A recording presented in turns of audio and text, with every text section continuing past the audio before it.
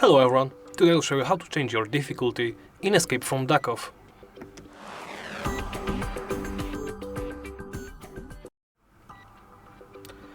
To change your difficulty, simply approach this table in your base.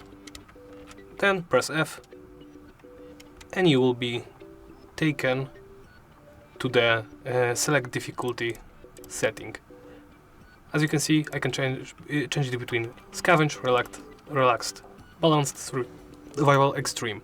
Note that custom difficulty is only available during the game setup, and I haven't unlocked the Rage difficulty yet. Once you made your selection, simply confirm. Wait for the game to load.